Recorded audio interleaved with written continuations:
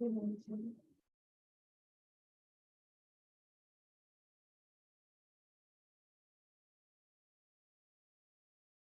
का टॉपिक हम ले रहे हैं विटामिन्स।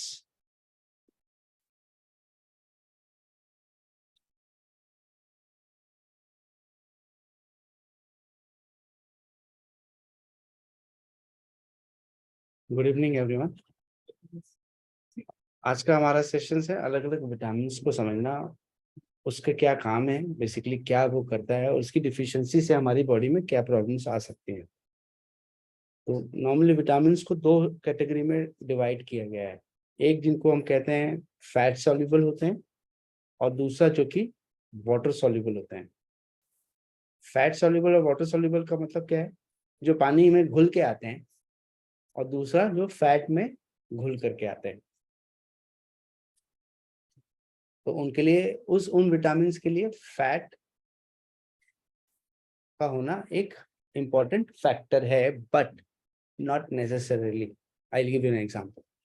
जैसे आपको पता है कि कैरेट जो है उसमें एक तत्व होता है जिसको बोलते हैं बीटा कैरोटीन। तो carrot has a something called as beta carotene. Now beta carotene is something called as precursor of vitamin A. When it goes into the body can convert that into vitamin A. तो मैंने अगर गाजर खाया है तो वो vitamin A में convert हो सकता है। इसका मतलब अगर सिर्फ हम देखेंगे, जब सोर्सेस विटामिन ए के ज्यादातर सारे एनिमल सोर्सेस हैं या फिर स्वीट पोटैटो है, तो ऐसे में हमारे पास चॉइस आएगी कि हम क्या खाएं। भाई एनिमल सोर्सेस हम इसमें बता रहे हैं कि the good sources of vitamin A R cod liver oil, liver, butter, cheese, eggs, but it also says that the sources are sweet potatoes, carrots, broccoli, collard greens, apricots, cantaloupe melon, and also the milk. ठीक है। तो आपके शरीर में vitamin A का chemical नाम है retinol. It's name is retinol. तो मैंने आपको अभी तक बताया कि दो तरह के विटामिन होते हैं, fat soluble and water soluble. Fat soluble में जो विटामिन आते हैं उनको हम बोलते हैं ए D E K, ADK. These are fat soluble vitamin. A all alphabets A D E and K. और वाटर सॉल्युबल में दो तरह के आते हैं, वो है B and C.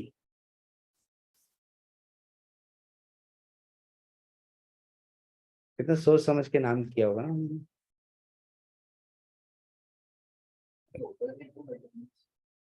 Will be knowing all the vitamin, क्योंकि जैसे बी कॉम्प्लेक्स है उसमें ही लगभग 12 के आसपास है।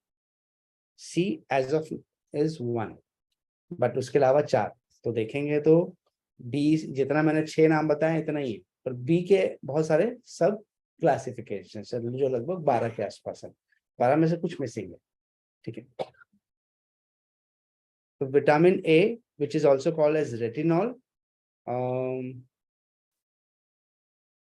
and also called as 4 carotenoids which includes beta carotene. तो विटामिन ए की जरूरत हमारे शरीर में सिर्फ और सिर्फ आंखों की हेल्थ के लिए। अगर हमारी आंखें कम काम करी, और खासकर इस डिजिटल मीडिया के युग में जीने वाले लोगों के लिए आंखें सबसे ज्यादा तनावग्रस्त है, स्ट्रेन्ड है, और उनकी आंखों को विटामिन ए चाहिए। और विटामिन ए जो है वो अगर आपकी बॉडी में नहीं रहेगा तो आपको नाइट ब्लाइंडनेस की स्थिति आएगी, अंधेरे में नहीं दिखाई देगा। मूवी में हॉल में जाते हो तो कुछ देर के लिए कुछ भी नहीं दिखाई देता, पर थोड़ी देर बाद अंधेरे में भी आपको दिखने लगता है। तो वो विटामिन ए का कमाल है। पर अगर विटामिन ए नहीं रहेगा तो आपको अंधेरे में कुछ भी नहीं दिखाएगा, मतलब जीरो सेंस हो जाएगा। और विटामिन ए नहीं रहेगा तो आपकी आंखें एकदम ड्राई सी रहेंगी और जैसे क्लाउडी जैसा फील होगा, आपको अच्छा नहीं लगेगा। तो मैंने सोर्सेस बता दिए आपको कि इन सोर्सेस में वो पाया जाता है। ठीक है। अगला विटामिन है विटामिन डी। विटामिन डी इसको हम लोग का जो केमिकल नेम है कोले कैल्सिफेरॉल। कोले कई लोग इसको गलत पढ़ लेते हैं, छोले कैल्सिफेरॉल पढ़ लेते हैं, क्योंकि CHOLE है, तो chole calciferol, CHOLE and then calci, KALCIFEROL,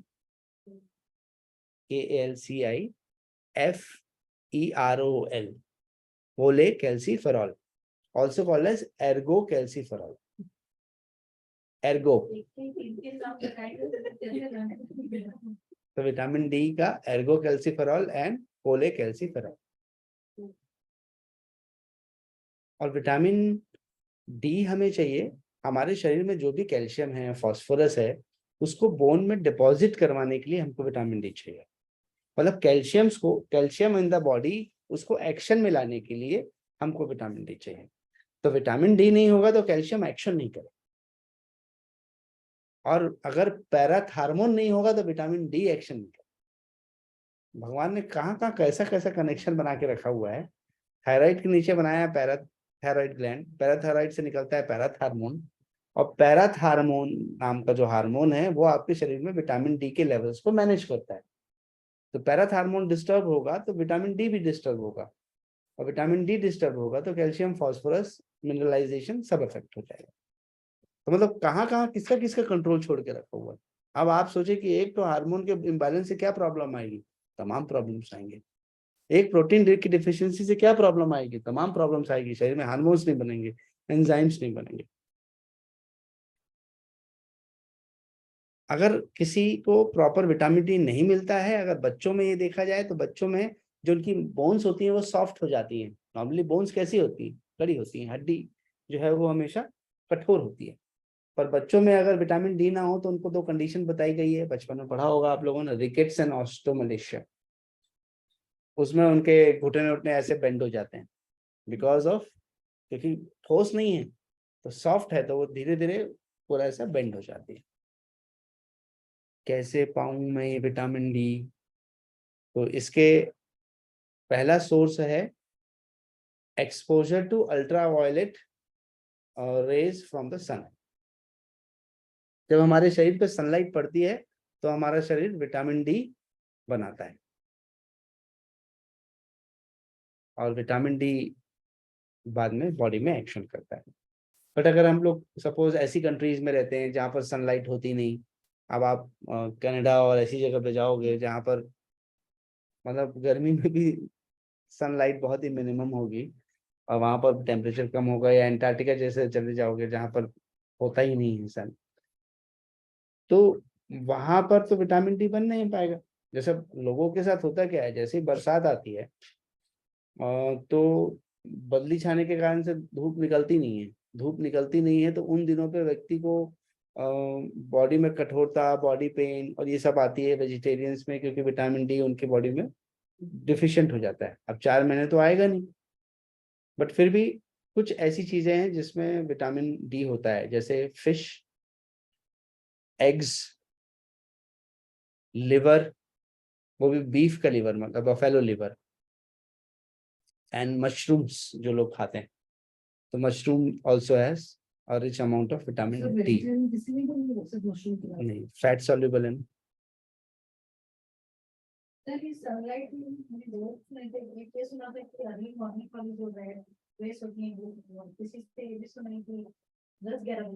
हाँ 10-11 बजे, हाँ विटामिन डी के लिए वो ज्यादा है।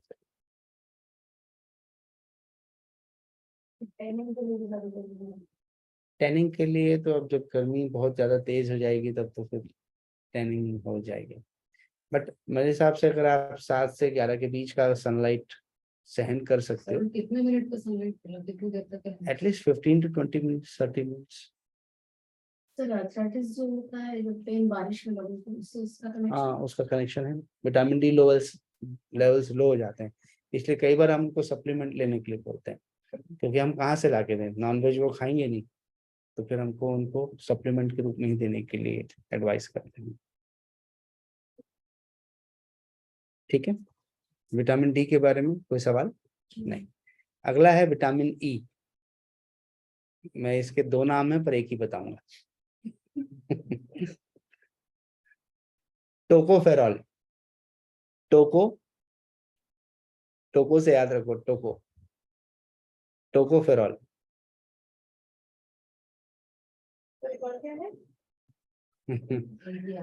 टोकोट्रेनॉल।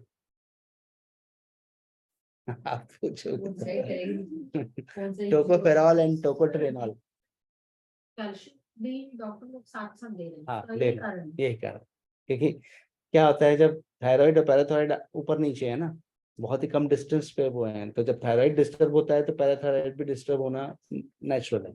T3 T4 बैलेंस है, बस TSH गड़बड़ है। टीएसएच तो बिकॉज वो स्ट्रेस फैक्टर के कारण से टीएसएच इम्बैलेंस हो चुका है, प्रॉपर फीडबैक नहीं चल रहा है वहां पर, तो अभी ये तीनों को दे रहे हैं साथ साथ, थायरोनॉन 100 mg, विटामिन, और कैल्शियम। यस, इसीलिए दिया मैंने। तो क्या करता है ये एंटीऑक्सीडेंट है, antioxidant which prevents oxidative stress. तो शरीर में ना कई बीमारियों में बहुत तेजी से इन्फ्लामेशन हो जाता है। इन्फ्लामेशन मतलब वो ऑर्गन सूज जाता है, उसमें दर्द होता है, उसमें बहुत सारे ऐसे चेंजेस होते हैं। तो विटामिन ई उन इन्फ्लामेशंस को कम करने में हेल्प करता है, उन इन्फ्लामेशंस को कम करने के लिए एक जरूरी इंग्रेडिएंट है। इसकी कमी अगर आपके शरीर में होगी तो ऐसा कुछ विशेष नहीं दिखाया है, बट सेट कि हीमोलाइटिक एनीमिया होता है। हीमोलाइटिक एनीमिया मतलब जब आपके शरीर में विटामिन ई नहीं होगा तो आपके शरीर के सेल्स अपने आप टूटने लगेंगे और टूट करके उसमें से हीमोग्लोबिन बाहर आने लगेगा, तो अपने आप ब्लड सेल्स टूटने लगते हैं अगर विटामिन ई नहीं हो। ये एक स्टडी में पाया गया जिसमें वो कह रहे हैं। तो विटामिन ई मेरे को कैसे मिल सकता है? तो मुझे मिल सकता है वीट जर्म में। वीट जर्म क्या होता है? गेहूं का ज्वारा। आपको पता है 100 ग्राम वीट जर्म में 31 ग्राम प्रोटीन होता है। गेहूं तो ज्यादा मतलब वो जो गेहूं को छान के निकलता है वो गेहूं को अगर आप अंकुरित करोगे तो वही गेहूं के अंकुरन को ही वीट जर्म कहा गया है, कैंसर सेल में। हेल्प करता है। सर उसको कैसे खाना चाहिए? जूस कच्चा ही खाते हैं वैसे, वीट ग्रास का जूस बनता है, उसका जूस पिया जाता है, वीट ग्रास जूस बोलते हैं उसको। हो जाता है। बहुत फास्ट होता है ये। जानवर के रखे होंगे हमारे यहाँ तो सोचो 100 ग्राम मैंने वो खाया तो कितना प्रोटीन? 31 ग्राम। गूगल कह रहा है कितना, 31 ग्राम्स।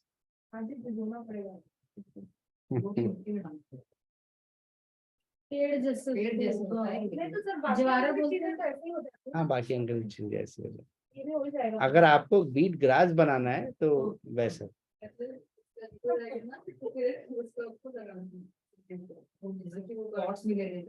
वो वीट ग्रास है, ड्राइड अंकुर वाला भी खा सकते हो। कजन थे उनको कैंसर था, तो उसमें 7-8 वो ऐसे लगा रखे थे और रोज एक एक दिन का पीते थे, ऐसे काटते थे उसको पीते थे। यस।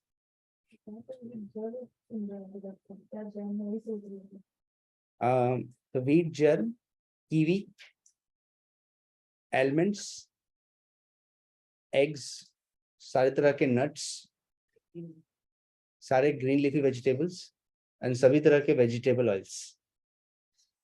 तो सभी वेजिटेबल ऑयल्स में, ग्रीन लीफी वेजिटेबल्स में, नट्स में, एग्स में, एलमंड्स, कीवीज, वीट जर्म में विटामिन ई होता है। हाँ सब चीज है। ठीक है, ए समझ में आ गया, डी समझ में आ गया, ई समझ में आ गया। अब के, इसके भी दो नाम है। पहला नाम है phylloquinone. Phyllo, PHYLLO, phylloquinone.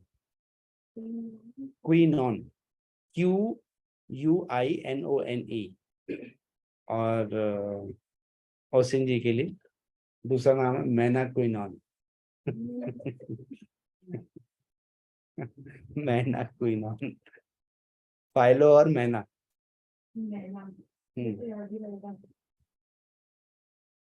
Vitamin के चाहिए आपकी बॉडी में ब्लड क्लॉटिंग करने के लिए। अभी कोई कट हो गया, कट होने के बाद अगर वहां से खून की धारा बहने लगी तो पता चला थोड़ी देर में जितना भी ब्लड पूरा बॉडी में है वो तो पाइपलाइन है बेसिकली पूरा, तो पाइपलाइन के थ्रू सारा खाली हो जाएगा। तो भगवान ने बोले इसकी भी व्यवस्था कर रखा हूं मैंने कि अगर कोई कट हो गया तो पाइपलाइन से 5 लीटर ब्लड निकलना नहीं चाहिए, नहीं तो आदमी उड़ जाएगा। इसलिए वो रुक जाता है। इसलिए भगवान ने एक फैक्टर बनाया जिसको बोलते हैं, 2 चीजें बनाई, प्लेटलेट्स जो सेल्स में होते हैं और उसके साथ में उन्होंने बनाया विटामिन के। तो जैसे कहीं कट होता है विटामिन बॉडी का सेंसर काम करता है, विटामिन के को आदेश मिलता है, विटामिन के प्लेटलेट्स को एग्रीगेट करता है, वहां पर हार्डली 1 मिनट के अंदर क्लॉट स्टार्ट हो जाता है। कितना पावरफुल, फास्ट एक्शन। और नहीं लिया फास्ट एक्शन तो तभी दिक्कत होती है। ऐसी इसलिए एक्सीडेंट्स होगा में जहाँ प्रोफ्यूज ब्लीडिंग हो रही होती है तो वहां पर तुरंत उसको रोकने के चांसेस नहीं हो जाते क्योंकि मल्टीपल एरिया से प्रोफ्यूज ब्लीडिंग हो रही होती है। उससे भी वही तो दिक्कत आती है। वो आपने बड़ी नस खोल दी तो उसको बंद करना उतना ही मुश्किल होगा बॉडी के, तो वहीं पर वो प्रॉब्लम होती है। तो जल्दी खून खाली हो जाएगा, हाइपोवॉल्यूमिया में चले जाएंगे। हाइपोवॉल्यूम मतलब जहाँ ब्लड वॉल्यूम कम हो जाएगा और फिर व्यक्ति शॉक में चला जाएगा, मतलब हार्ट को पंप करने के लिए कुछ होगा नहीं तो पट पट पट पट करते करते वो रुक जाएगा। ठीक, अगर इसकी कमी होगी तो शरीर में लगातार, शरीर के अंदर भी और शरीर के बाहर कहीं भी ब्लीडिंग हो सकती है, अंदर भी हो सकती है। मान लीजिए किसी को पाइल्स वाइल्स हो गया और अंदर ही ब्लीडिंग हो रही है, या अंदर में इन्फ्लामेशन हो रखा है वहां ब्लीडिंग हो रही है। कई लोग खांसते हैं तो उनको ऐसे वोमिट में ब्लड आता है ना, तो वो कंडीशन नहीं है, बट एक इन आम भाषा अगर अंदर भी ब्लीडिंग हो सकती है। ठीक है, बिकॉज वहाँ की जो छोटी कैपिलरीज रहती हैं वो डायलेट हो जाती हैं और उनके शरीर में हो सकता है विटामिन के और ऐसी चीजों की कमी होती हो, तो वो बॉडी असेस नहीं कर पाता, वो फट जाती है। Not necessarily, it can be because of heat also, heat dilatation होता है ना, तो उसके कारण से हो सकता है, हीट डायलिटेशन कारण है उसका। हीट के कारण से वहां ब्लड फैलते हुए वहां पर ऐसा फटने की चांसेस रहेंगे। बॉडी आप जो खाना खाते हैं उसी से तो हीट बनाता है, कहीं पर भी जब बैलेंस होता है तब प्रॉब्लम शुरू होती है। हाँ, तो हीट इम्बैलेंस कब होगा, जितनी हीट बना रहे हो उस अनुरूप अगर शारीरिक श्रम नहीं करोगे तो हीट यूज कैसे होगी, तो वो हीट यूज नहीं होगी तो यहाँ चढ़ जाएगी, तो वो आदमी गुस्सेल रहेगा, बात बात पे चिड़चिड़ाएगा, बात बात पे गुस्सा होगा। क्यों? अभी अलग-अलग जगह पे इम्पैक्ट करता है। हाँ, सर पे अलग पे, बॉडी पे अलग, पेट पे अलग से। अगर आपके शरीर में इतनी सारी प्रोसेस होगी तो हीट बनेगी ना बॉडी में। आप गरम गरम खाना खाते हो तो वो भी तो हीट अंदर जाती है ना। आपने एनर्जी का सिद्धांत क्या सुना है? एनर्जी का ट्रांसफॉर्मेशन होता है, एनर्जी टेक्स अनदर फॉर्म। अब जैसे उदाहरण के लिए मैंने गैस में पानी को गर्म किया तो गर्मी कहाँ थी? आग में थी। आग वो किस में आ गई? पानी में। और जिस मैंने पिया तो वो गर्मी कहाँ आ गई? मेज में। और फिर मैं अगला एक्शन करूंगा तो अब मैं नाराज होकर किसी और पे गर्मी निकालूंगा तो गर्मी उस पे आके फिर वो किसी और पे निकालेगा। तो एनर्जी क्या हो रही है? ट्रांसफॉर्म हो रही है। तो एनर्जी बेसिकली ट्रांसफॉर्म्स। तो हम जो भी भोजन करते हैं उसमें बहुत सारी एनर्जीज प्रोड्यूस होती है, जिसको किलो जूल्स और इस तरह की नाम दिए गए हैं। तो हीट तो रिलीज होना चाहिए बॉडी की, इसलिए स्वेटिंग होना चाहिए। मैं आप लोगों को क्लासेस में बताता हूँ कि शरीर की 70% गंदगी पसीने के माध्यम से निकलती है। तो अगर पसीना निकलेगा ही नहीं तो शरीर की हीट नहीं रिलीज होगी। पसीना निकलता ही इसलिए ताकि बॉडी की हीट निकल सके।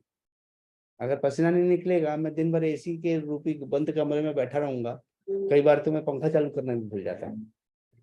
तो ऐसे में अगर पसीना किसी व्यक्ति को नहीं निकलता है, जितने भी कॉर्पोरेट सेक्टर्स में काम करने वाले लोग हैं जो बंद नुमा बड़े बड़े बिल्डिंग्स में काम करते हैं और सीधा एक बार पंच इन करते हैं और फिर शाम को निकलते हैं, पंच आउट करते हैं। उनका कैंटीन भी एसी होता है, उनका हर चीज एसी होता है। तो ऐसे में उनके शरीर से स्वेट होगा नहीं, तो उनके शरीर से तो ना गर्मी निकल रही, ना गंदगी निकल रही, और दिमाग उनका फ्रस्ट्रेटेड रहेगा, इसलिए शाम को आके नशे का उपयोग करेंगे। तब उनको चाय चाहिए, कॉफी चाहिए, बात बात पे तो चाय चाहिए, और शाम को आके तो नशा उनके जीवन का एक आम हिस्सा है, बहुत ही नेचुरल सा हिस्सा है। मतलब चाहे वो क्या बॉयज क्या गर्ल्स क्या, कुछ नहीं बचा। मैं क्या करूं, मुझे विटामिन के मिल जाए? कुछ नहीं, इसके लिए मुझे अंजीर खाना है। इसके लिए मुझे ग्रीन लीफी वेजिटेबल्स खाने हैं। छत्तीसगढ़ में जितनी नहीं, नेटो नहीं, फिक्स। फिक्स मतलब अंजीर। NATO must be A form of something. Green leafy vegetables, कद्दू खाना है। अब छत्तीसगढ़ में दो चीजें तो बहुत मिलती है, कद्दू और ग्रीन लीफी वेजिटेबल्स। तो भैया हमारे पास तो विटामिन के है, आपके पास है क्या? देखिए मैंने जिंदगी में कभी सुनी ही नहीं। वो इतने बड़े पेड़ ही खा लेते हैं। हाँ, जड़ के साथ पता नहीं क्या बोलते हैं उस पेड़ को। खट्टी भाजी, छेज भाजी, ले लेके बाजार में से जा रहे थे, इतने बड़ा झाड़ क्यों लेके जा रहे थे, खाना बनाए पूरी भाजी। हाँ पता नहीं क्या बनाते हैं, आम के साथ बनती है। खेड़ा को बोल रहे हैं? अच्छा। हाँ तो खेड़ा तो अच्छा होता है ना, काट के सब बहुत अच्छी सब्जी बनती है। भाभी केला उसकी है, अच्छी सब्जी होती है। पेड़ खाती है, पेड़ नहीं भाभी इसकी भाजी आप भी तो पेड़ ही खाते हो ना। खेड़ा इज ऑल्सो गुड। वो तो खेड़ा है, और फिर ड्रम स्टिक्स हैं। ड्रम स्टिक तो कॉमनली खाते ही हैं। उसकी भी तो भाजी बनती है, सब्जी की पेड़ की बनाते हैं सब। और नेटो क्या है मैं बता देता हूँ।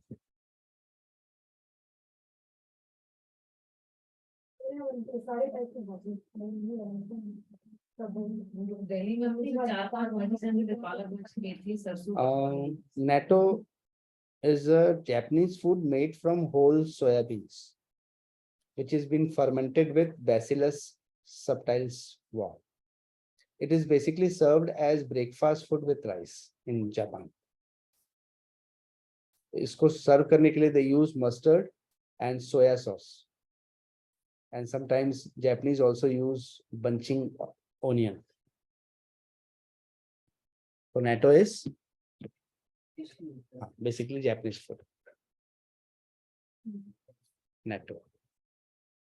बाकी हमको पार्सले भी है, पार्सले भी एक काइंड ऑफ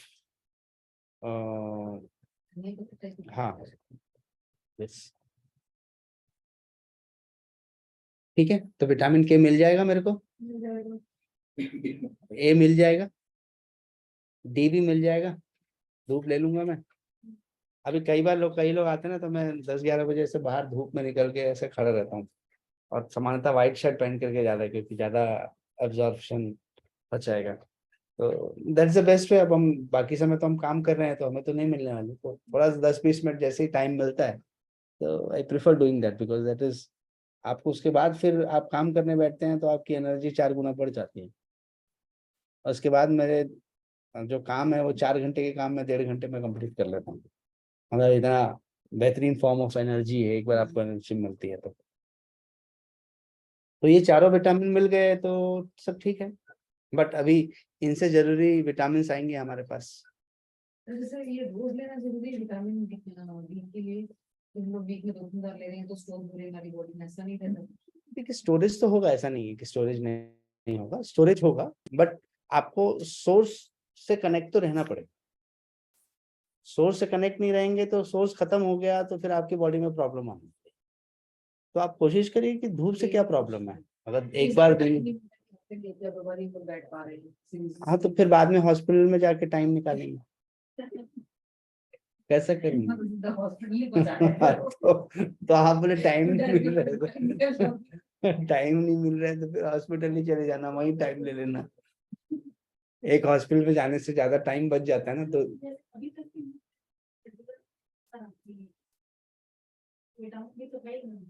हाँ, तो हो सकता है आप एग्स या कुछ ऐसी चीजें नॉन वेज का इंटेक करते हो।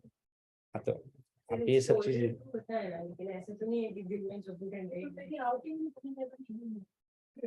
अगर आप नॉन वेज ले रहे हो या एग्स वगैरह ले रहे हो तो आपको बॉडी में इंटेक मिल जाएगा। अभी तक मेरे बॉडी पे कैसे आता है?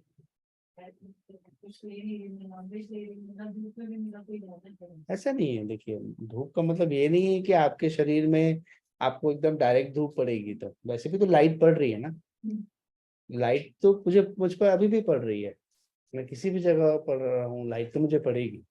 बट एक जिनमें डेफिशिएंसीज होती है उनको एकदम प्योरेस्ट फॉर्म में रहना चाहिए, और जिनको डेफिशिएंसीज ना, बंद, मैंने कहा बंद कमरे में रहोगे तो कैसे विटामिन डी रहने वाला, नहीं रहेगा।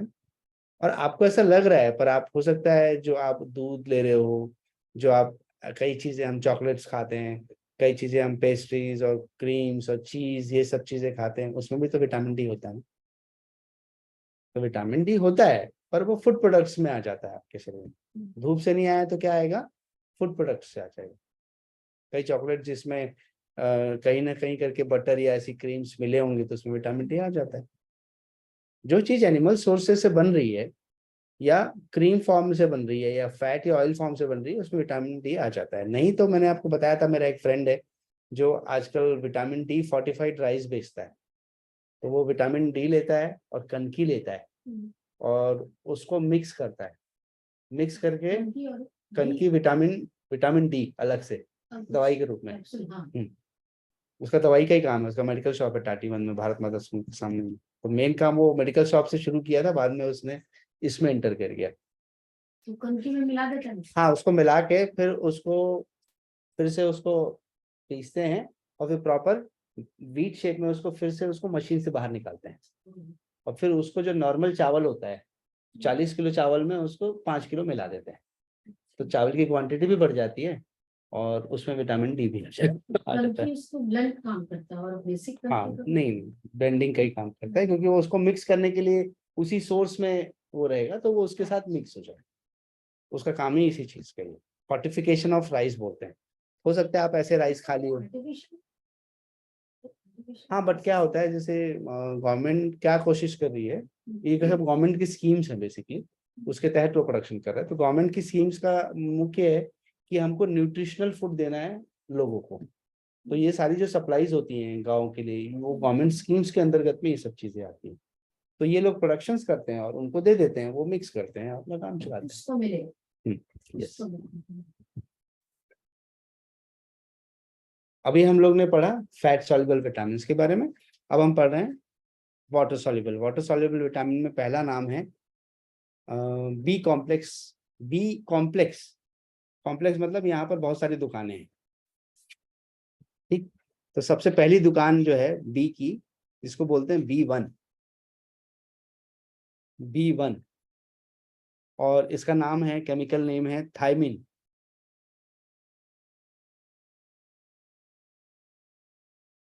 क्या करता है ये, बेसिकली वो ऐसे एंजाइम्स बनाता है जो आपके शरीर में ब्लड ग्लूकोज को तोड़ने का काम करते हैं।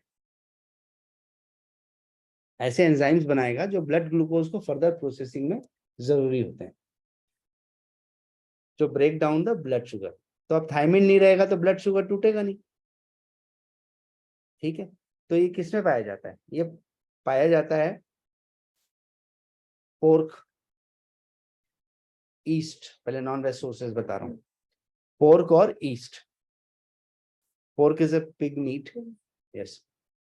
इसके अलावा सीरियल ग्रेन्स, सभी तरह के ग्रेन्स में पाया जाता है, गेहूं, चावल, मक्का, जो भी आप मिलेट्स बोलते हो, उन सब में भी आपको विटामिन B1 पाया जाता है। जैसे ब्राउन राइस लोग यूज करते हैं, इसके अलावा सनफ्लावर सीड्स यूज करते हैं, पत्ता गोभी आप खाते हो, आलू में होता है विटामिन B1, ऑरेंज में होता है, एग्स में होता है।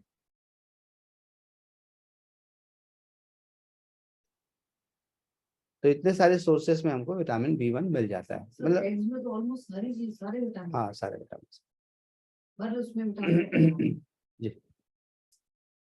और जब इसकी कमी आपके शरीर में होती है तो एक सूजन आपकी पूरे बॉडी में आ जाती है, जिसको बेरी बोलते हैं। और ऑल्सो एक और कंडीशन है Wernicke Korsakoff syndrome, not necessary to learn, but ठीक है। तो इसका काम समझ में आ गया। सेकंड है vitamin B2। B2, vitamin B2 is, chemical name है उसका राइबोफ्लेविन। राइबोफ्लेविन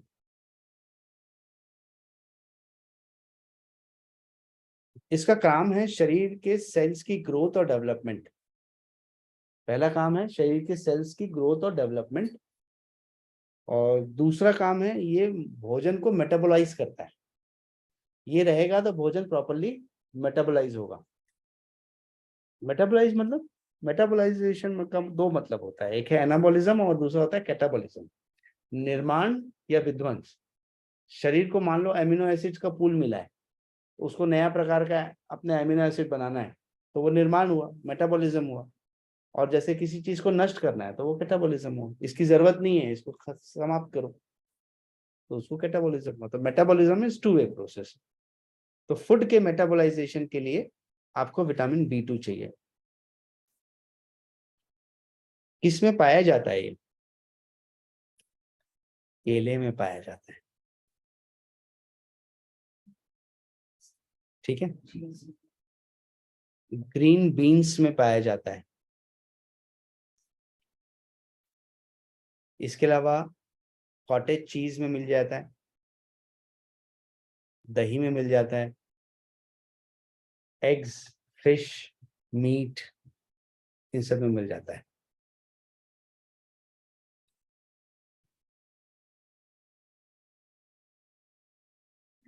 अगर इसकी बॉडी में कमी होगी तो यहाँ पर लिप्स में सूजन आ जाएगी, और यहाँ पर जो कट पड़ता है, कभी किधर आया होगा आपको, ऐसा कटता है ना साइड से, वो इसी की कमी से कटता है। ये कटे तो समझ लो आपका राइबोफ्लेविन विटामिन B2 नहीं है, तो आपको तुरंत एक केला खा लेना।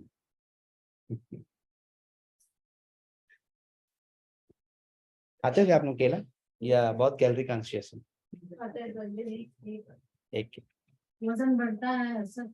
ऐसे तो पूछा है कि कैलोरी कॉन्शियस तो नहीं है। नहीं, वो छोटा बच्चा वाला जो केला आता है, वो क्या बोलते हैं उसको? इलायची इलायची केला। साउथ में तो खाना खाने के बाद, रात के खाने के बाद कंपलसरी रखा रहता है कि आप उठाओ और खाओ। उनको लगता है कि उससे उनका पेट साफ होता है, और होता भी है, बिकॉज उनके माइंड सेट वैसा बन चुका है। अगला है vitamin B3।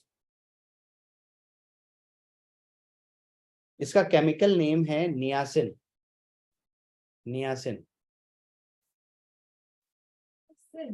Niacin, NIACIN, niacin. इसका काम है अगेंस्ट सेल्स की ग्रोथ, और उनका काम ठीक से होना चाहिए।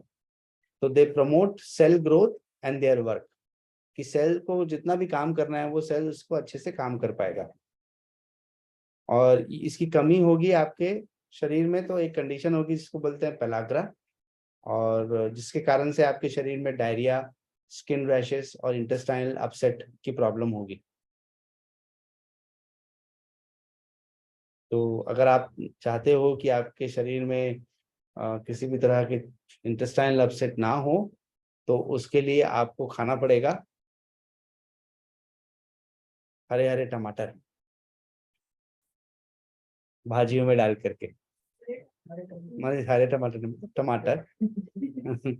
टमाटर भाजियों में डाल करके पूरा उसका इंटेक करें। सच में ग्रीन टमाटर लिख दीजिए। आप तो बहुत अच्छे हैं।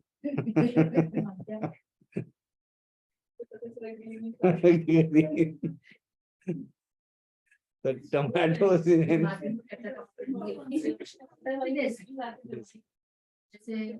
10 साल के बच्चे को लगता है कि वो हाँ, नहीं तो दे सकते हैं।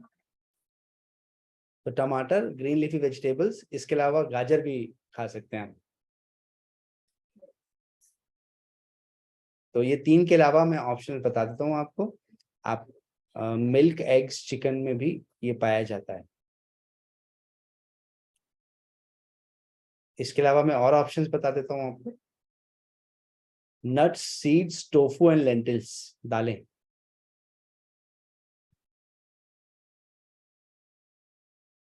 मैं ऑर्डर इसलिए चेंज करता हूँ कि मैं एक निश्चित क्रम में पढ़ाता हूँ। वो किस क्रम किसी को याद रहने वाला नहीं, तो एक फैक्टर पे चलता हूँ। तो B3 की कमी हो जाएगी तो कमी हो जाएगी तो शरीर के सेल्स ठीक से काम नहीं करेंगे, उनकी ग्रोथ प्रभावित हो जाएगी। अब ये B4 नाम का कोई भी विटामिन नहीं होता है। सीधा आते हैं B5।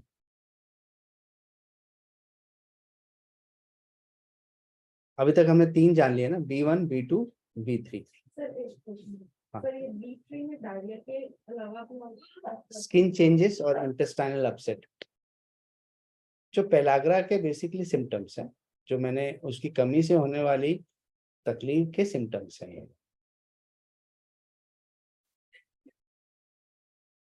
B5 का केमिकल नेम है पेंटोथेनिक एसिड।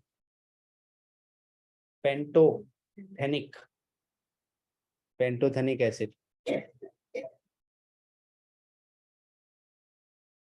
इसकी जरूरत पड़ती है हमारे शरीर में हार्मोन्स बनाने के लिए। इनके प्रेजेंस में हार्मोन बनते हैं और हमारे शरीर में ऊर्जा का निर्माण होता है। When body is producing energy as well as hormones इनके प्रेजेंस में। अगर आपके शरीर में ठीक से नहीं आएगा तो एक पैरास्थीसिया जैसी कंडीशन होगी, मतलब आपको पूरे शरीर में ऐसे सुइयां चुभ रही हैं ऐसी फीलिंग आएगी। चींटी काटा और सुइयां चुभ रही हैं, कोई बार बार नीडल्स चुभा रहा है बॉडी में, ऐसा फीलिंग। वजह से क्या नाम स्पेसिफिक बताया आपने? पैरास्थीसिया। पैरास्थीसिया जैसे एनेस्थीसिया होता है ना, एनेस्थीसिया में व्यक्ति का पूरा शरीर सुन्न हो जाता है, पैरास्थीसिया में थोड़ा जागृत रहता है। तो यहाँ पर एकदम ऐसा ऐसा नीडल वाली फीलिंग आती है कि शरीर में ऐसा कुछ हो रहा है। तो अगर आप चाहते हो कि आपके शरीर में इसकी कमी ना हो तो इसके लिए आप पर्याप्त मात्रा में सभी तरह के गेहूं, चावल, अनाज उसका ग्रहण करो। और आपको लगता है कि नहीं आप फास्टिंग पे हो तो आप ऐसे में दही खा सकते हो, एवोकेडोस खा सकते हो, हरी वाली गोभी खा सकते हो, ब्रोकली, और आप अगर नॉनवेज खाते हो तो मीट्स खा सकते हो।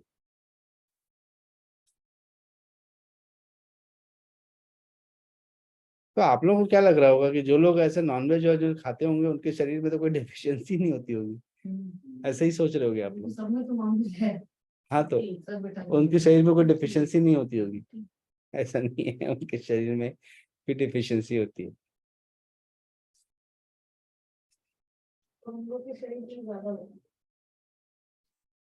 हाँ, मतलब ऐसा कैसे, नॉलेज तो सबके अंदर में विटामिन होती है। अब किस क्वालिटी का एनिमल खाया है, एनिमल ने क्या खाया है। अब आप पालन करके उसको क्या खिला रहे हो मुर्गी को, उसके बाद आप खा रहे हो, तो उस पर भी तो डिपेंड करता है ना। मुर्गी को तो बड़ा करने के लिए केमिकल युक्त भोजन डाला जाता है, तो केमिकल युक्त पोल्ट्री फार्म वाले अगर उसको कर रहे हैं तो फिर क्या निकलेगा। कैसी मुर्गी निकलेगी। बिजनेस है ना भाई सब तो बिजनेस तो बिजनेस तरीके से ही करेंगे वो लोग।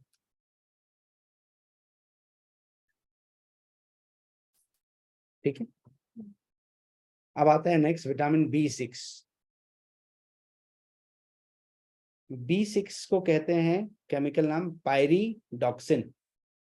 Pyridoxine. B6 is called as pyridoxine. और ये जरूरी है हमारे शरीर में लाल रक्त कोशिकाओं को बनाने के लिए, रेड ब्लड सेल्स को बनाने के लिए। अगर ये नहीं होगा तो हमारे शरीर में लाल रक्त कोशिकाएं नहीं बन पाएंगी। तो अगर आप चाहते हैं कि आपके शरीर में लाल रक्त कोशिकाएं पर्याप्त मात्रा में बनती रहे तो चिक पीस, छोला, छोले छोले खाएं चावल के साथ, थोड़ा घी भी डाल लेना। हाँ,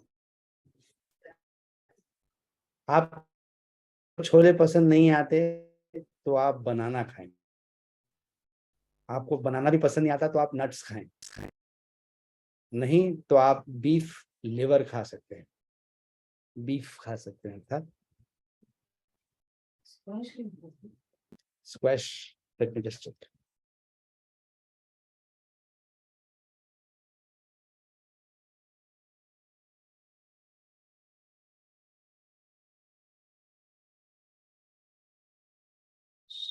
एक तरह का प्लांट है ये,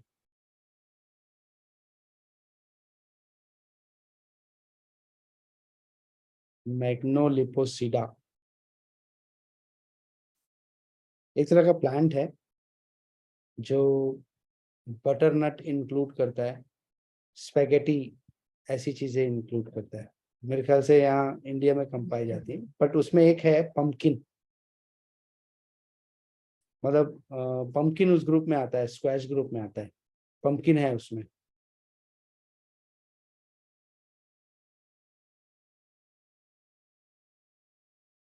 ठीक है, तो अगर आप चाहते हैं कि आपके शरीर में पर्याप्त मात्रा में लाल रक्त कोशिकाएं बनते रहें, तो उसके लिए कुछ नहीं, बस छोले खाएं संडे के संडे, और जब मन हो केले खा लें। अगला है विटामिन B7।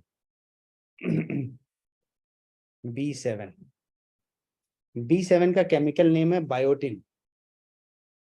बायोटिन ये क्या करता है? बेसिकली ये हमारे शरीर में प्रोटीन, फैट्स और कार्बोहाइड्रेट का मेटाबॉलाइजेशन करवाता है। हमारे शरीर में प्रोटीन, कार्बोहाइड्रेट और फैट का मेटाबॉलाइजेशन कराता है। ये नहीं होंगे तो मेटाबॉलाइजेशन अच्छे से नहीं हो पाएगा। इसके अलावा हमारे जो स्किन, हेयर्स और नेल्स होते हैं ना, उसमें एक तरह का प्रोटीन होता है जिसको केराटिन बोलते हैं। तो वो केराटिन नाम के प्रोटीन को बनाता है, ये हेल्प करता है। तो केराटिन नहीं बनेगा तो आपकी जो स्किन है, आपके हेयर्स हैं, आपके जो नेल्स हैं, वो थोड़े से वीक रहेंगे। तो अगर आप B7 बायोटिन आपको नहीं मिलेगा तो आपके स्किन में इन्फ्लामेशन होने के चांसेस ज्यादा रहेंगे, स्किन डिसीजेस होने के चांसेस ज्यादा रहेंगे, डर्मेटाइटिस नाम की कंडीशन आपको ज्यादा होगी अगर आपके शरीर में इसकी कमी होगी। तो आप चाहते हैं कि आपको विटामिन B7 मिलता रहे, तो इसके लिए आप पालक खरीदें, उसमें पनीर डालें और खाएं। तो मैंने सुना तो पालक और पनीर तो कॉम्बिनेशन भी गलत है। हाँ, उसमें थोड़ा चीज डाल दें। क्योंकि चीज में भी आपको B7 मिलता है। तो पालक तो मैं पनीर खा सकते हैं, बट उनके हिसाब से कॉम्बिनेशन नहीं करना। मेरे हिसाब से नहीं आप पालक पनीर नहीं ऐसे कैसे पनीर और पालक को मिला सकते हैं? अलग कैसे रख सकते हैं? प्रॉब्लम कब से दोनों में कैल्शियम से ज्यादा रहता है, दोनों एक करने की, जैसा मैंने कुछ पढ़ा था उसमें। अब फिलहाल तो दोनों साथ में ही रहते हैं। इनका क्या करोगे आप? तो B7 के लिए आपको चाहिए स्पाइनच एंड चीज। ठीक है, इसके अलावा आपको ब्रोकली, जो गोभी आती है, वो आप ले सकते हैं। वो हरी गोभी बोलते हैं, ग्रीन गोभी। इसके अलावा अगर आपको एग का योग पसंद है तो एग का योग ले सकते हैं, और एनिमल मीट में लिवर यूज कर सकते हैं, क्योंकि लिवर में ही तो स्टोर होता है ये।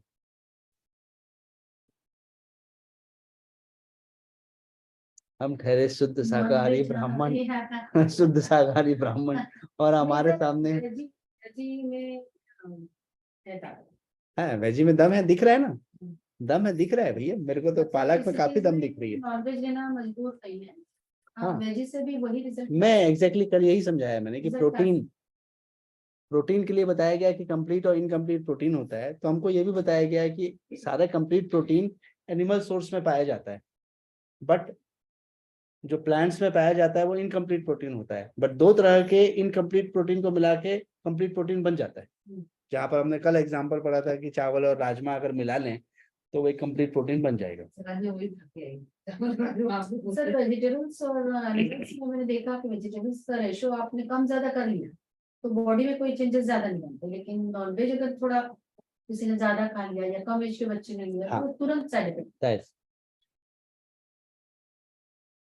सर नॉनवेज से डेली बेसिस पे खाना तो मतलब जैसे मेरे एक फ्रेंड है, उसके घर बस 2 दिन खाएगी तो फिर ये नॉनवेज मेरे घर वही खाना है। क्रिश्चियन है, उसके फैमिली में यही नॉनवेज ही खाना है, बस 2 दिन किसी दिन हरी सब्जी बनती है। ऐसे लोगों को ना इंटेस्टाइनल इश्यूज और रेक्टल इश्यूज बहुत होते हैं। इंटेस्टाइनल और रेक्टल इश्यूज बहुत ज्यादा हाई रहते हैं। सबसे जो नॉनवेज फूड ज्यादा खाता है उनमें रेक्टल कैंसर सबसे ज्यादा देखा गया।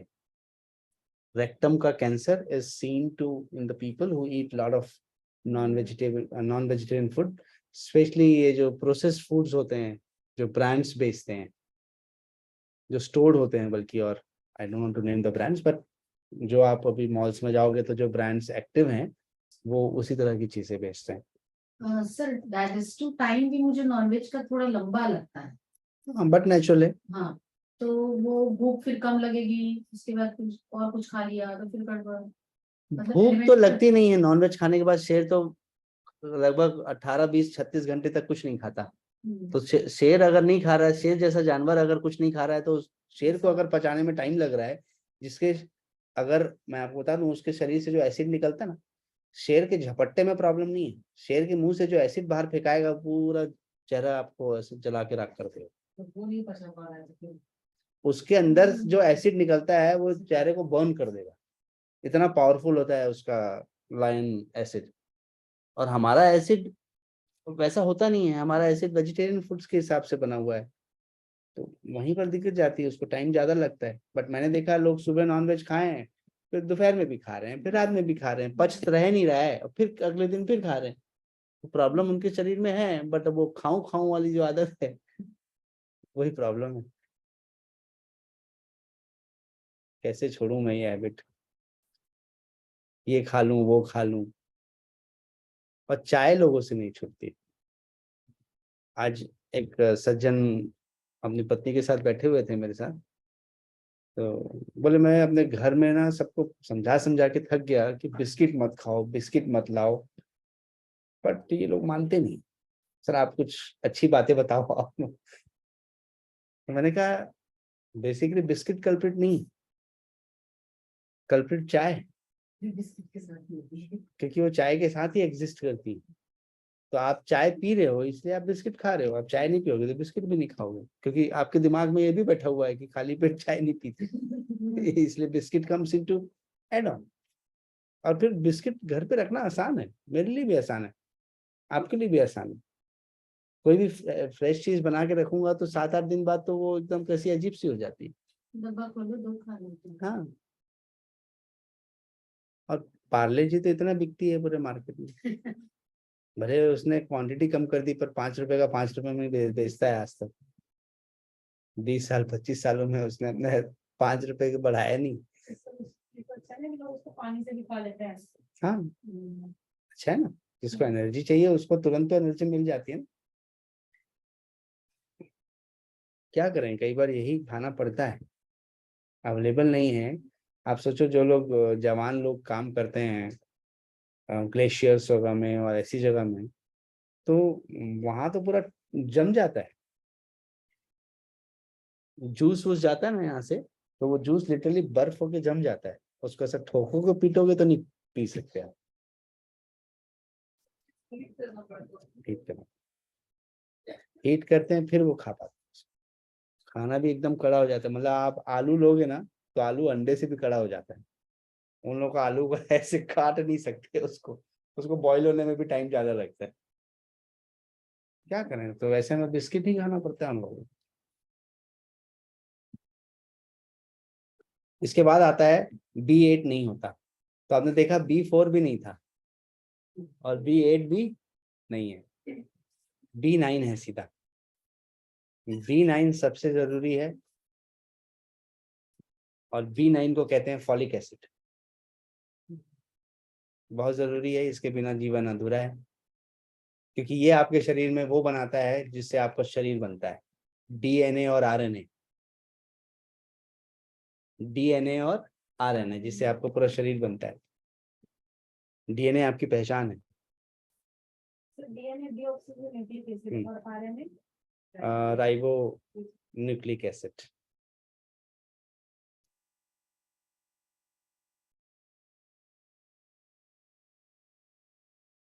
अगर एक गर्भवती महिला में फॉलिक एसिड कम हो जाएगा तो बच्चे का जो नर्वस सिस्टम है वो डेवलप ही नहीं होगा, या बहुत पुअरली डेवलप होगा। तो इसलिए देखा होगा आपने गर्भवती महिलाओं को फॉलिक एसिड का सप्लीमेंट्स दिया जाता है। पर आप चाहते हो कि आपके शरीर में B9 की कमी ना हो, तो इसके लिए आप क्या करोगे? कुछ नहीं, हरे मटर लो, उसमें पनीर मिलाओ मटर पनीर खाओ, आपके शरीर में फॉलिक एसिड की कमी नहीं होगी। हाँ, इसमें पनीर नहीं लिखा है, बट मैं मटर बोल रहा हूँ, पर आप लोग आलू के साथ भी मैच कर सकते हो उसको आलू मटर भी बना सकते हो। पनीर एग्जाम्पल नहीं, एग्जाम्पल मैं याद रखने के लिए सिर्फ बोल रहा हूँ कि फॉलिक एसिड चाहिए तो। इसके अलावा हरी सब्जियां जो है, इनमें काफी विटामिन B9 है। तो मेरे को अगर अपने DNA को प्रॉपर शेप देना है, तो मुझे हरी सब्जी खानी चाहिए, जो आज का बच्चा नहीं खाता है। और जो बच्चा नहीं खाता है, तो उसका DNA क्या, RNA क्या, सब डी शेप हो रहा है, उल्टी सीधी हरकत करता है, उल्टी सीधी चीजें में अपनी लाइफ स्पेंड कर रहा है, क्योंकि हरी सब्जी नहीं खाता है। दालें, दालों में कुछ तक है। और इसके अलावा फोर्टिफाइड ग्रेन, जिसके बारे में अभी मैं बात कर रहा था, फोर्टिफाइड ग्रेन्स जो सरकार आजकल बेचती है, फोर्टिफाइड ग्रेन्स इसमें मिला करके बेचा जाता है फॉलिक एसिड को। और फिर भी आपको अगर नहीं समझ में आ रहा है, ये सब आपको नहीं खाना है, मटर आपको लगता है खाने से गैस हो जाती है, तो आप फल खाओ। सभी तरह के फ्रूट्स में फॉलिक एसिड होता है।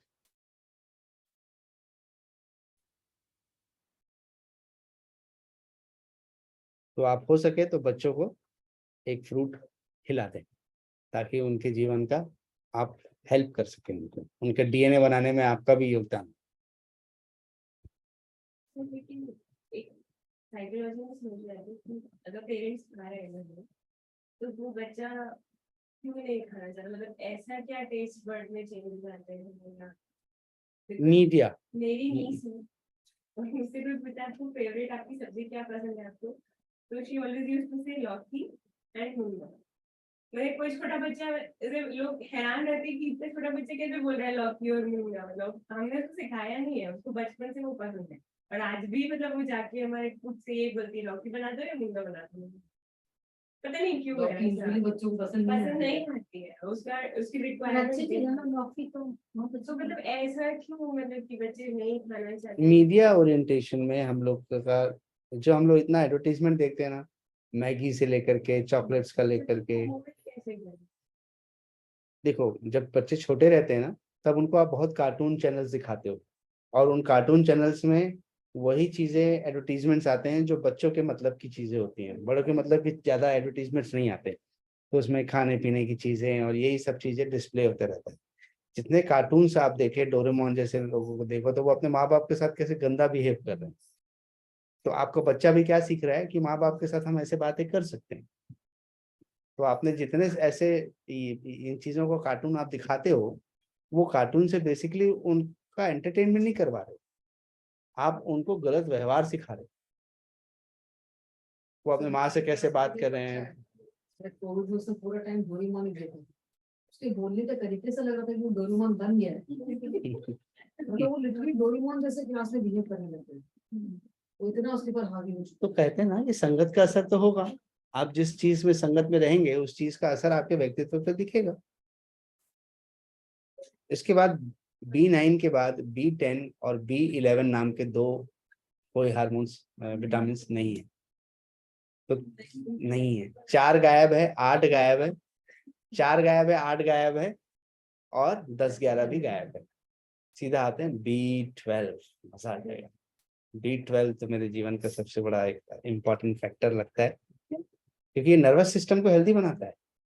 आपका नर्वस सिस्टम कैसे अच्छे से काम करेगा, जिसकी बॉडी में डिफिशियंसी होगी, उनके शरीर में खून ठीक से नहीं बनेगा, उनको न्यूरोलॉजिकल प्रॉब्लम्स होंगी, उनको पैरों में झुनझुनी आ जाएगी, उनको रात में ठीक से नींद नहीं आएगी। टिपिकली सोएंगे 10-11 बजे, रात में 2-2:30 बजे नींद खुल जाएगी, क्योंकि माइंड रिलैक्स नहीं होगा, तो स्लीप आने के चांसेस थोड़े से कम हो जाएंगे। मैं क्या करूं जिससे मुझे ये विटामिन B12 मिल जाए, बता।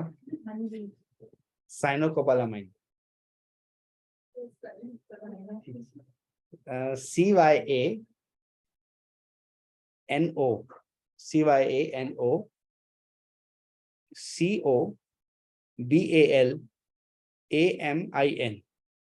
सी सारे याद करने पड़ेंगे, सी ओ LAMIN, कोई यूनिट नहीं। साइनोकोबालामाइन। बहुत फर्क लिखा है। सर इनके केमिकल नेम्स भी आपके में रहेंगे सर? नहीं, बट सबसे ज्यादा जो बिकता है मार्केट में वो बिकता है मिथाइल कोबालामाइन। B12 बिकता है मिथाइल कोबालामाइन के नाम से। ज्यादा सुनाई देता है और सब में कमी भी हाँ, बट आप जब देखोगे ना उन मेडिसिन को खरीदोगे तो उसमें नीचे कंटेंट लिखा होगा methyl cobalamin, methyl cobalamin. Sound like मिठाई। मिथाइल। सर आजकल यूजुअली कमी भी सब लोगों में विटामिन B12 की बहुत रहती है। हाँ, क्योंकि ये सिर्फ एनिमल प्रोडक्ट्स में पाया जाता है। और इसलिए सरकार कोशिश कर रही है fortified cereals, fortified soya products और सोया स्टिक्स वगैरह जो अपन लोग खा लेते हैं उसमें अपने को कुछ हद तक मिल जाता है। बट नहीं तो आपको एक फिश, एग और नहीं समझ में आ रहा तो मिल्क ले सकते हो आप। हाँ, मैं ऑप्शन देने वाला हूँ। हाँ, अलसी में मिल जाता है, मिल्क आप ले सकते हैं। तो फिर भी जो एकदम वेगन डाइट पे हैं, बिल्कुल दूध भी नहीं लेते हैं, उन लोगों को डॉक्टर्स पे सप्लीमेंट्स देते हैं। नहीं तो आप दूध पी लो, 2 बार दूध पी लो, ठीक है। और लास्ट है विटामिन सी। इसका केमिकल नेम है एस्कॉर्बिक एसिड।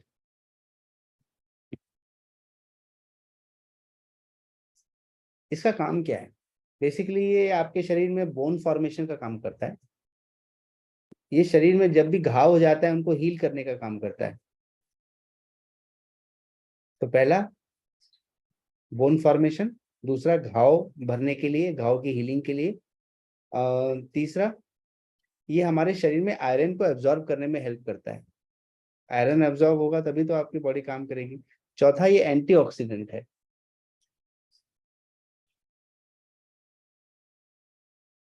ठीक है, हाँ मैं बताने वाला हूँ उसको। अगर आप ये नहीं लेंगे विटामिन सी तो आपके प्रॉब्लम्स होंगी स्कर्वी की। एक बीमारी है स्कर्वी, जिसमें आपको ब्लीडिंग गम्स की प्रॉब्लम होगी, मसूड़े से खून निकलेगा, दांत कमजोर हो जाएंगे, और आपके शरीर में अगर कोई चोट लग जाए तो उसको हील होने में काफी समय लगेगा।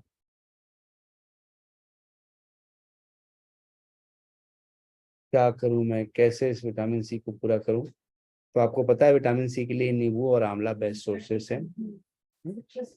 But it is said that all fruits and all vegetables they contain vitamin C. All fruits,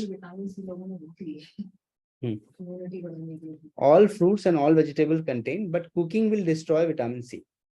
आपने कुक किया तो विटामिन सी खत्म हो जाएगा। Yes. तो सर जो पानी में, गर्म पानी में लेमन ऐड करते हैं तो कोई मतलब नहीं है?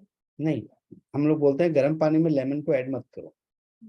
हम लोग बोलते हैं कि आप नींबू का रस डाल दो, शहद डाल दो और थोड़ा नॉर्मल पानी डाल दो। नॉर्मल पानी को अच्छे से घोल लो तो वो डाइल्यूट हो गया। तो उसके बाद फिर आप गर्म पानी ऐड करो तो वाटर वाटर आपस में केमिकल कनेक्ट होंगे तो वो नींबू अलग चला जाएगा। नहीं तो आंवला खाओ। तो जैसे आंवला के मुरब्बा वगैरह बनाते हैं तो वो भी कोई मतलब का नहीं, गर्मी में जैसे स्टोर करके रखते हैं, गर्मी में खाने में काम कुछ नहीं से कुछ बेहतर है। Something is better than nothing. लोग तो आंवले का अचार भी बना के रखते हैं। वैसे कोई दिक्कत नहीं है, फ्रूट्स खाओगे, वेजिटेबल्स खाओगे तो आप एप्पल खा रहे हो, बनाना खा रहे हो, पाइनएप्पल खा रहे हो, हाँ, तो ऐसे कोई दिक्कत नहीं, विटामिन सी की प्रॉब्लम नहीं आएगी आपको। फिर भी आपको चाहिए तो लिम्सी नाम की टैबलेट आती है, उसको मुंह में रखो, घुल जाएगी। जो खा ही रहे थे कोरोना टाइम पे, सब्जी भाजी, और इसको खाने की बजाय आप ऐसी टैबलेट खा रहे हो। जिस पे विश्वास ज्यादा तो बोले फल सब्जी से ज्यादा हमको उस पर विश्वास है। तो ये था विटामिन की कहानी। तो अब मैं आपसे पूछूंगा कितने विटामिन हैं टोटल?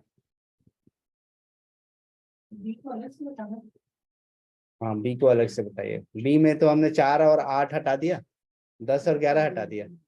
तो 4 हट गए वहां से, 12 में से 4 माइनस हो गए तो बच गए 8, और विटामिन सी को मिलाया तो 9 और प्लस वो 4 तो टोटल हो गए 13। ठीक है, अगली क्लास में हम लोग जानेंगे मिनरल्स के बारे में।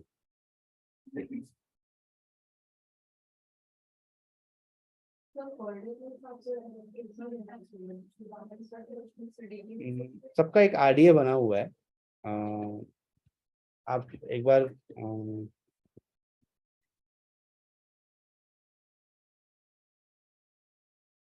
इसमें कहा गया है कि 75 milligrams a day for women and 90 milligrams a day for main, इतना आप ले सकते हैं।